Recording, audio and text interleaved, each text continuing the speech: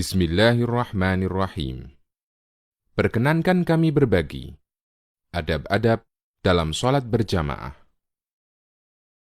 Ulama sepakat bahwa sholat wajib berjamaah merupakan ibadah yang sangat mulia dan syiar Islam yang sangat agung, karena Allah mensyariatkan agar sholat wajib dilakukan secara berjamaah di masjid. Allah berfirman, Qul amara rabbi bil qisti wa aqimu wujuhakum inda kulli masjidin wad'uuhu mukhlishina lahuddin.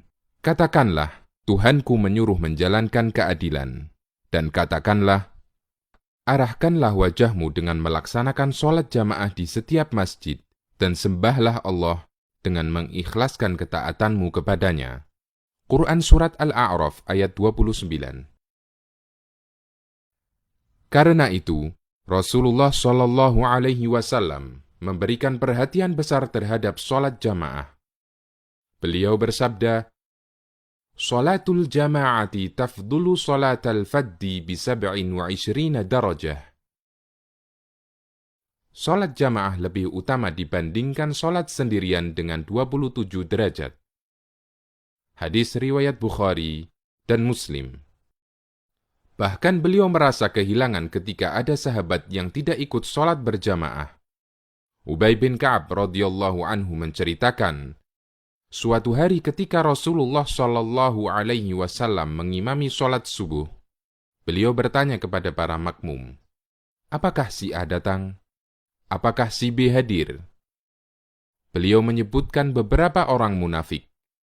Kemudian beliau bersabda, sesungguhnya shaf pertama itu seperti shaf para malaikat. Andai kalian tahu keutamaannya, kalian akan berebut untuk mendapatkannya. Hadis riwayat Abu Dawud, An-Nasai, dan disahihkan oleh Al-Albani. Agar sholat jamaah kita lebih sempurna, Rasulullah Shallallahu Alaihi Wasallam mengajarkan berbagai macam adab. Di antaranya, pertama, apabila kita telah masuk masjid, dianjurkan mendekat ke sutroh untuk melaksanakan sholat sunnah tahiyatul masjid atau sholat sunnah qobliyah. Rasulullah Shallallahu Alaihi Wasallam bersabda, "Idza dakhala ahadukumul masjida falyarka' raka'ataini qabla an yajlisa." Apabila kalian masuk masjid, lakukanlah sholat 2 rakaat sebelum duduk. Hadis riwayat Bukhari dan Muslim. Kedua, jika waktu iqamah masih lama, duduklah dengan tenang menghadap kiblat dan perbanyak membaca doa, karena doa antara adzan dan iqamah tidak tertolak. Rasulullah Shallallahu Alaihi Wasallam bersabda, "La yuraddu du'a'u bainal adzani wal iqamah." Doa antara adzan dan iqamah tidak ditolak. Hadis riwayat Abu Dawud, Tirmidzi, dan disahihkan oleh Al-Albani. Ketiga, jika iqamah dikumandangkan, sementara Anda sedang sholat sunnah dan tidak memungkinkan untuk segera diselesaikan, maka batalkan sholat sunnah dan bergabunglah di shaf untuk melaksanakan sholat wajib. Rasulullah Shallallahu Alaihi Wasallam bersabda, "Idza uqimatis sholatu, fala sholata illal maktubah." Apabila iqamah telah dikumandangkan, maka tidak ada sholat kecuali sholat wajib. Hadis riwayat Muslim. Keempat, pastikan semua yang mengganggu telah Anda singkirkan, karena kita dituntut untuk khusyuk ketika sholat. Di antaranya, dengan mematikan bunyi HP. Nabi SAW bersabda, Inna fis sholati la syughla. Sesungguhnya dalam sholat itu sudah banyak kesibukan. Hadis riwayat Bukhari dan Muslim. Orang yang sholat, dia disibukkan dengan merenungi bacaan-bacaan sholat dan gerakan-gerakannya.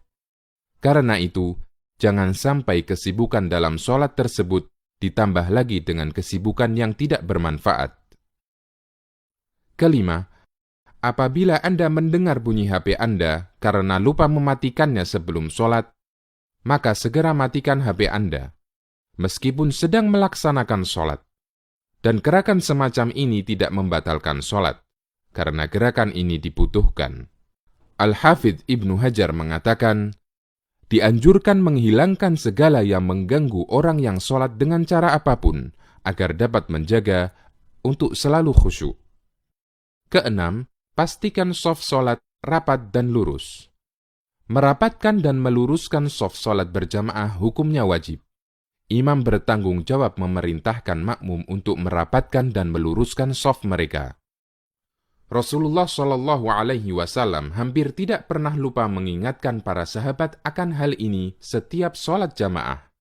Karena lurus dan rapatnya shaf merupakan salah satu tonggak kesempurnaan sholat jamaah. Rasulullah Shallallahu Alaihi Wasallam pernah memerintahkan para sahabat, "Sawwu sufufakum fa inna taswiyatas shaffi min tamamis shalah." Luruskan shaf kalian, karena meluruskan shaf bagian dari kesempurnaan sholat. Hadis riwayat Muslim. Beliau juga memerintahkan agar jamaah merapatkan shaf dan tidak meninggalkan celah dalam shaf. Karena adanya celah akan ditempati setan. Rasulullah Shallallahu Alaihi Wasallam bersabda, "Aqimus sufufa wa hadhu bainal manakibi wa suddul khalal, walinu bi aidi ikhwanikum, wala tadaru furujatin lisyaitan." Luruskan shaf, rapatkan pundak, dan tutup celah. Perlunak pundak kalian untuk saudaranya, dan jangan tinggalkan celah untuk setan. Hadis riwayat Abu Dawud dan disahihkan oleh Al-Albani. Ketujuh, ikuti semua gerakan imam. Tidak boleh mendahului atau terlalu telat dari gerakan imam. Rasulullah Shallallahu Alaihi Wasallam bersabda, "Imam ditunjuk untuk diikuti makmum. Karena itu, janganlah menyelisihi imam.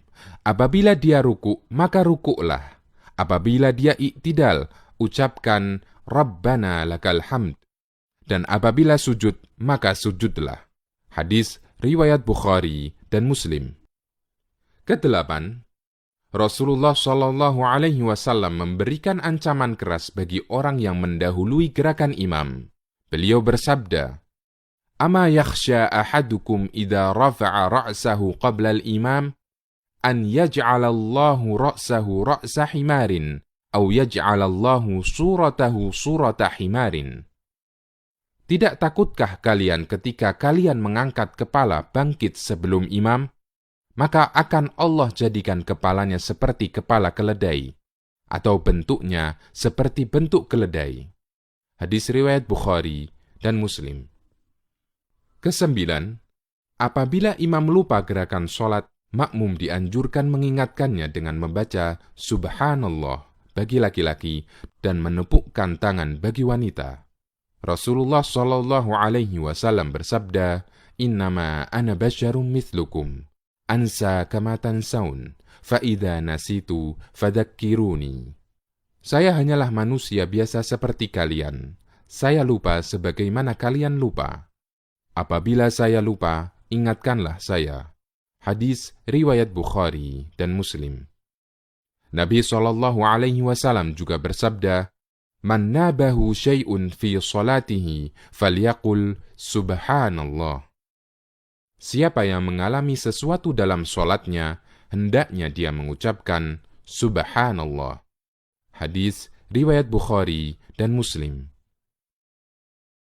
Semoga kita dimudahkan untuk selalu istiqomah dalam menjalankannya.